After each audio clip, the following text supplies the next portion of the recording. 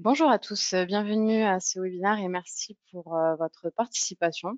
Je pense que si vous êtes inscrit à ce webinaire, c'est que vous souhaitez avoir les clés pour communiquer sur les réseaux sociaux. Vous avez déjà un intérêt justement à votre communication et vous souhaitez justement savoir comment faire, quoi publier, sur quel réseau. Aujourd'hui, c'est vraiment l'intérêt de ce webinaire, c'est de vous éclairer justement sur toutes ces notions. Aujourd'hui, n'importe quel professionnel est présent sur les réseaux sociaux. En tant que notaire, vous devez, heu, hop, justement, excusez-moi, j'ai juste un petit souci de présentation. Ouais, c'est bon, excusez-moi, petit problème technique. En tant que notaire, vous, communiquez, par le biais des réseaux sociaux peut-être déjà. Vous souhaitez avoir des notions de ce que vous souhaitez communiquer pour votre étude, valoriser votre étude, quel type de contenu et qu'est-ce qu'il ne faut pas faire, qu'est-ce qui est recommandé dans le cadre de votre déontologie. Voilà, vous pouvez pas justement, comme n'importe quel professionnel, vous mettre sur les réseaux sociaux. Hop, excusez-moi.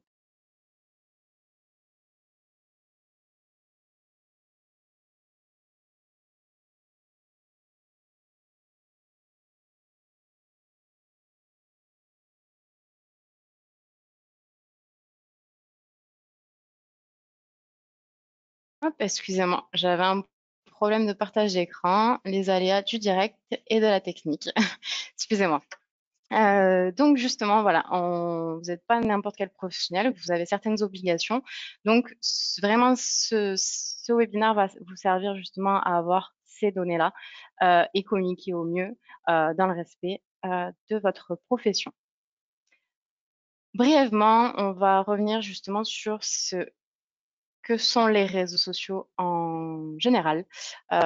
Pour les plus novices d'entre vous, peut-être vous n'y êtes pas présent, vous ne savez pas ce qui s'y passe. Donc, la base des réseaux sociaux est vraiment de communiquer par le biais, donc, bien sûr, d'Internet sur des applications mobiles ou des sites auprès de, donc, plus personnellement auprès d'un réseau d'amis et plus professionnellement au travers de relations. Donc, c'est vraiment du réseautage. Communiquer un contenu auprès d'un public ciblé, donc que ce soit par le biais du plus connu, par le biais de Facebook, qui aujourd'hui possède plus de la moitié de la population française. Donc, on a 35 millions d'utilisateurs actifs en France, donc ce qui est non négligeable. Et à savoir que Facebook, on y reviendra, mais est un réseau mature où vous pouvez adresser quand même à une large cible aujourd'hui une information. Twitter, Instagram et LinkedIn, vraiment pour les plus connus, qui ont chacun une fonction et qui pourront vous être utiles pour votre étude. On revient aussi brièvement sur les réseaux sociaux et le confinement. En effet, cette période nous a contraints et forcés à utiliser beaucoup plus le digital et donc les réseaux sociaux. Aujourd'hui, en termes de statistiques, on a vu un bond de près de 70% d'utilisation mondiale d'Internet. Pour les réseaux sociaux, c'est une augmentation de 61%. Pour beaucoup d'entre nous et pour beaucoup de populations et d'internautes jeunes, ils n'auraient pas pu traverser le confinement sans les réseaux sociaux. Pourquoi? C'était aussi pour rester en contact avec vos proches, avec la famille, mais c'était aussi informer votre clientèle. C'était primordial aujourd'hui d'utiliser les réseaux sociaux ou votre site internet pour communiquer justement auprès de votre clientèle en période de crise où vous ne pouviez plus justement les recevoir. Donc c'est une utilisation de, donc, comme je vous l'ai dit, de plus de 60% des réseaux sociaux, que ce soit à titre personnel et à titre professionnel, qui a été faite pendant ce confinement. Plus de 40% des Français ont créé un compte, que ce soit un compte Facebook ou un compte de messagerie type Messenger et WhatsApp, pendant le confinement, justement pour rester en contact à titre personnel ou professionnel.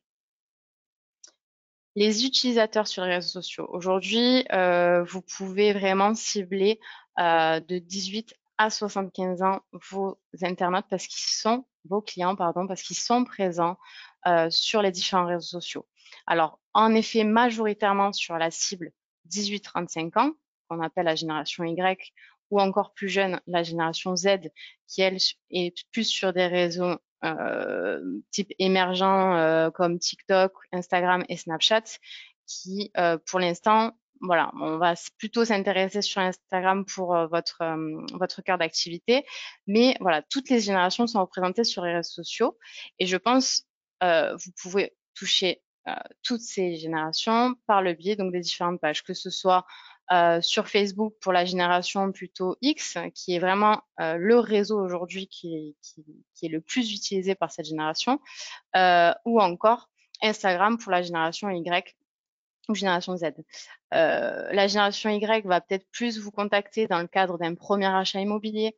La génération X, on va plus partir sur peut-être un changement de contrat de mariage.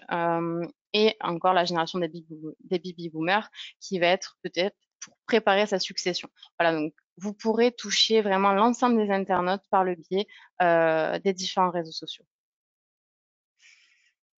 On a une utilisation quand même au niveau mondial, une utilisation qui est aussi très très importante sur le mobile. Aujourd'hui, on consomme l'information majoritairement depuis son mobile.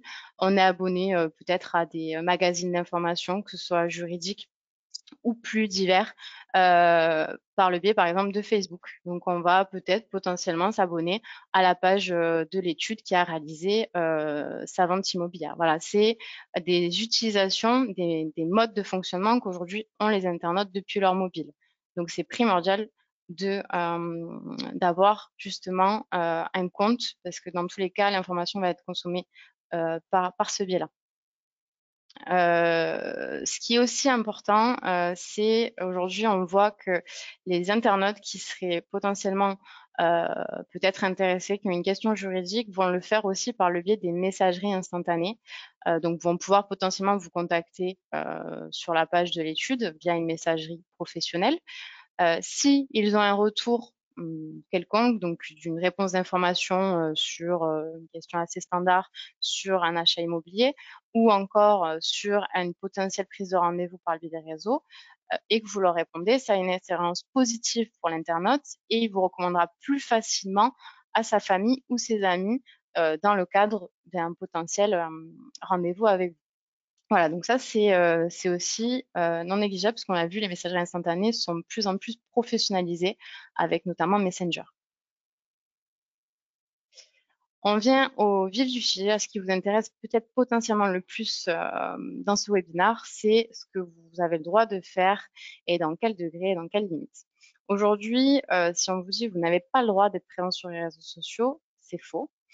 Par contre, en effet, vous n'avez pas le droit de faire de la publicité personnelle. Vous n'avez pas le droit de faire de la promotion ou de la sollicitation personnalisée. Par contre, vous pouvez communiquer de l'information auprès de votre clientèle ou potentielle clientèle.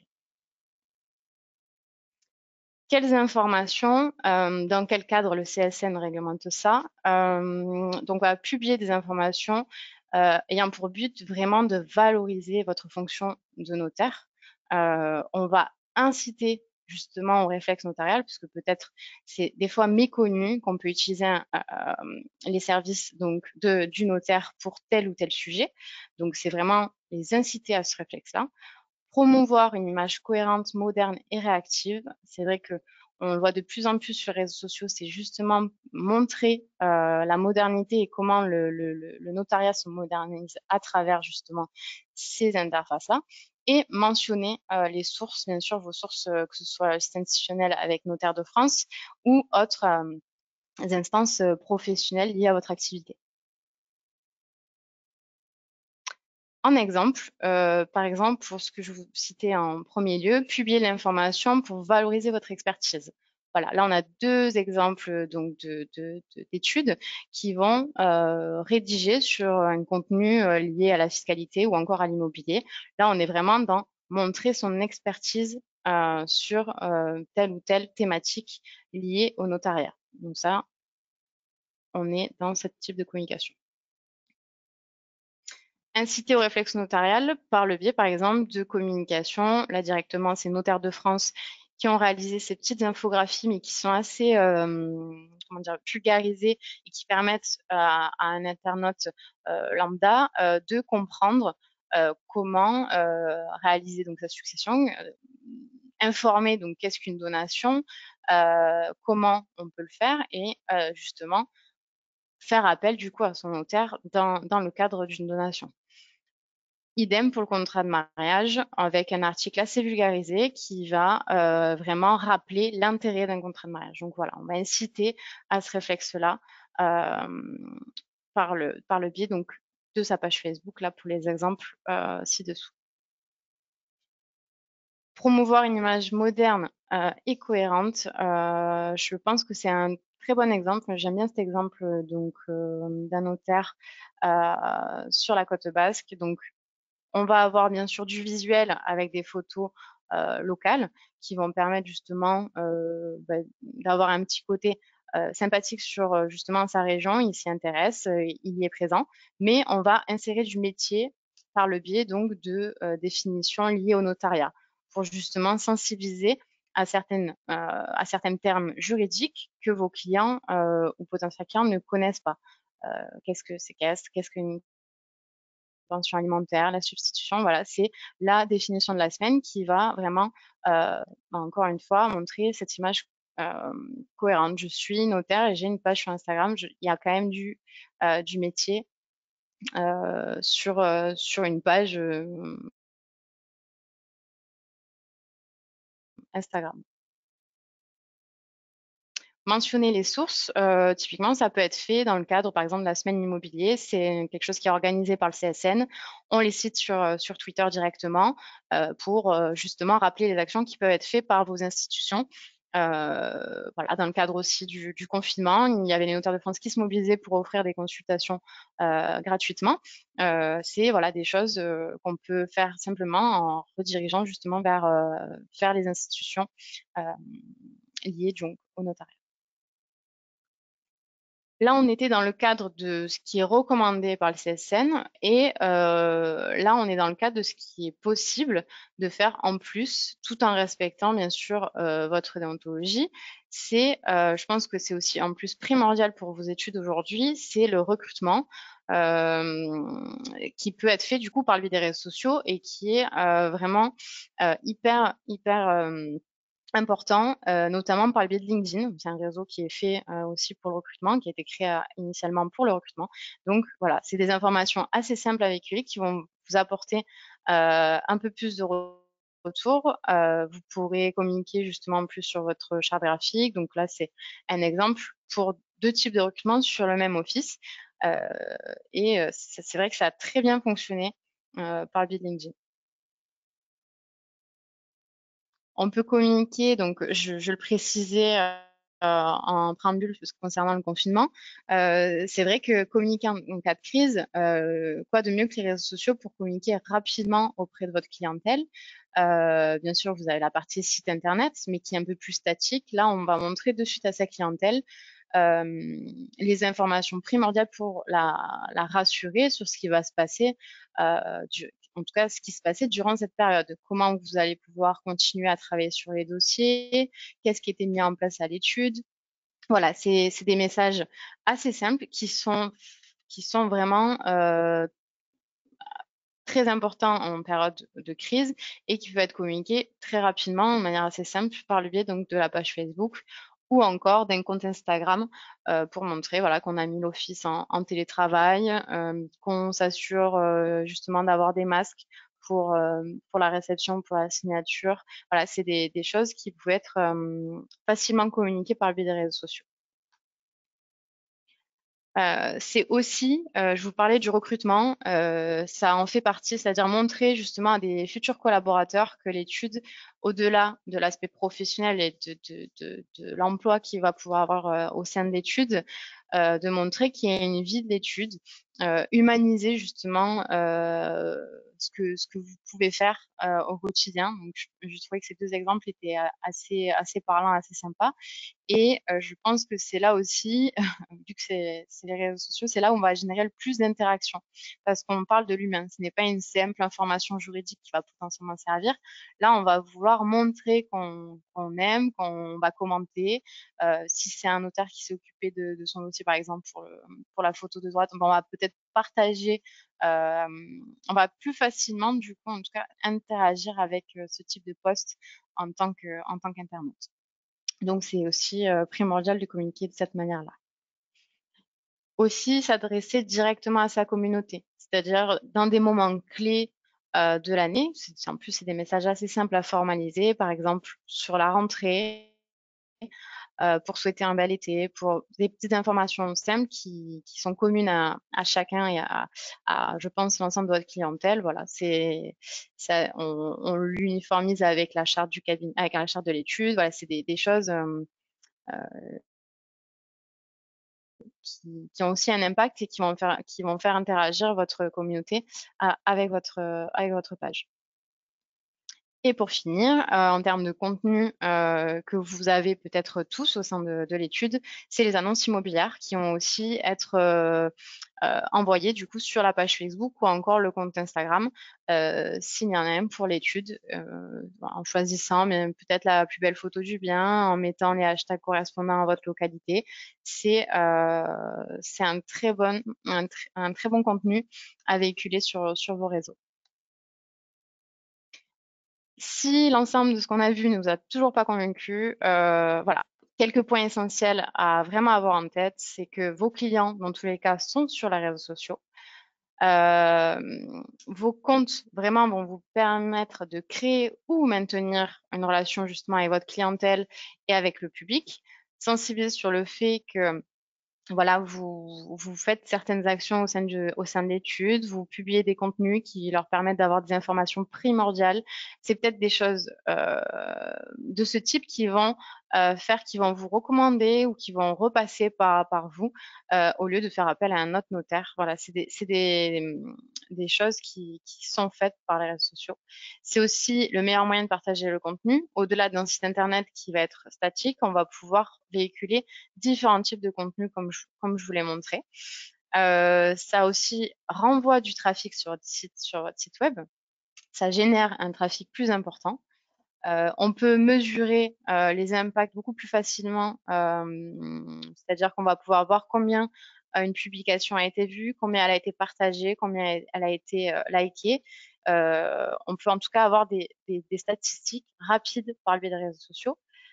Et pour finir, ce qui me semble aussi primordial aujourd'hui pour beaucoup d'études, c'est vous pourrez aussi recruter beaucoup plus facilement vos futurs collaborateurs par le biais des réseaux sociaux et notamment LinkedIn.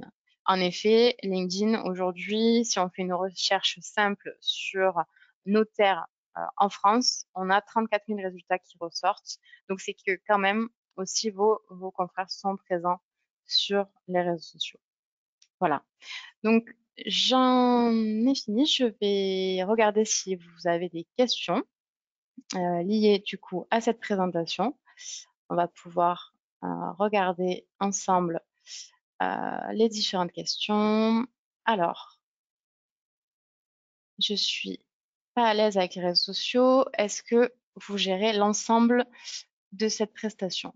Alors oui, en effet, ASCO va pouvoir justement, après avec un échange aussi en premier lieu sur l'étude, sur ses besoins, sur sa volonté d'être présente sur les réseaux, on va pouvoir peut-être vous proposer, peut-être dans un premier temps, d'être présent sur LinkedIn ou potentiellement, si votre intérêt c'est plus les annonces immobilières, avoir peut-être une page Facebook où vous allez proposer donc les annonces immobilières et diffuser du contenu juridique lié à l'immobilier. Ça, toutes ces choses-là, avec que ce soit notre service de veille, notre service de site internet où vous pourrez aussi retrouver les annonces immobilières, c'est un package vraiment complet d'accompagnement qui est réalisé par ASCO. Et on peut tout aussi vous former sur les différents réseaux ou sur lesquels vous souhaitez être le plus à l'aise. C'est des choses qu'on peut faire, bien entendu. J'ai une autre question. Est-il possible de communiquer sur les biens vendus? Oui, tout à fait. En tout cas, nous, on le fait sur quelques études récemment. Heu, on l'a vu sur, par exemple, VLT, sur une étude à Grasse. Mais après, c'est encore tout récent sur cette communication sur les annonces immobilières. Alors, attendez.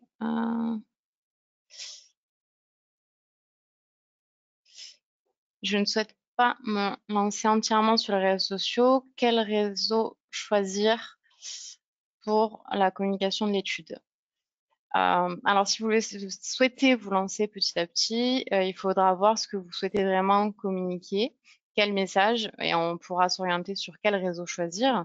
Mais peut-être LinkedIn, qui est le réseau le plus professionnel, si je peux m'exprimer ainsi, vous permettra d'avoir une identité pro où l'ensemble de vos collaborateurs pourront être reliés à la page de l'étude. Je pense en tout cas que si vous deviez en choisir un, peut-être actuellement, ce serait LinkedIn. Euh,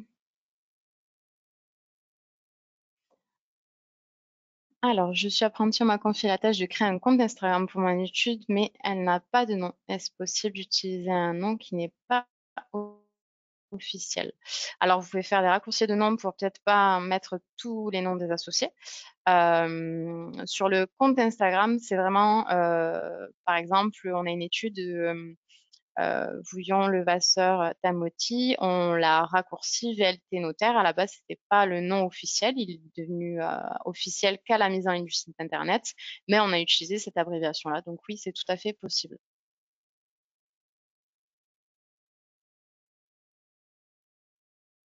Hop.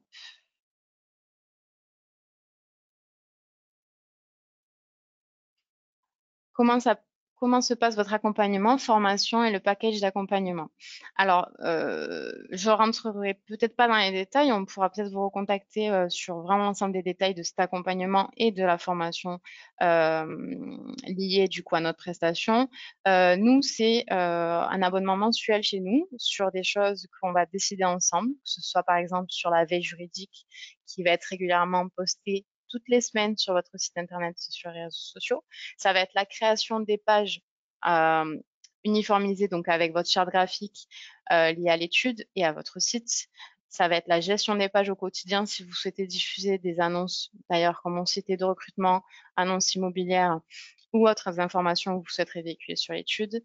Voilà, c'est vraiment un accompagnement régulier donc tous les mois, avec la disponibilité de nos collaborateurs en ligne. Voilà, c'est aussi 1 heure de formation qui peut être proposée à la mise en place. Donc c'est vraiment, voilà, c'est en tout cas si je peux le présenter, voilà, si j'avais à le présenter, je le présenterais de cette manière. Après, si vous souhaitez être appelé, je pense qu'en fin de webinaire, on pourra vous recontacter à ce sujet. Aucun problème.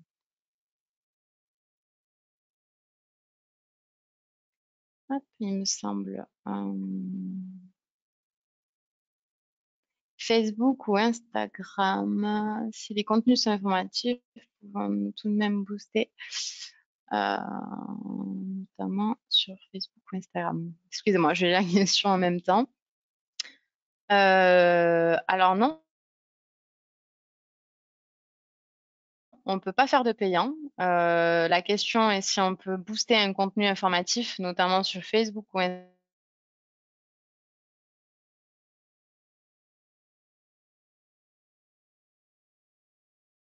Instagram.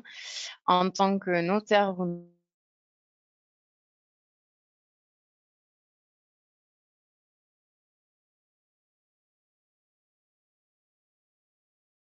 hop, je regarde. Vous ne pouvez pas faire du contenu sponsorisé. Comme je l'ai rappelé du coup en préambule, on ne peut pas faire. La qui est aussi un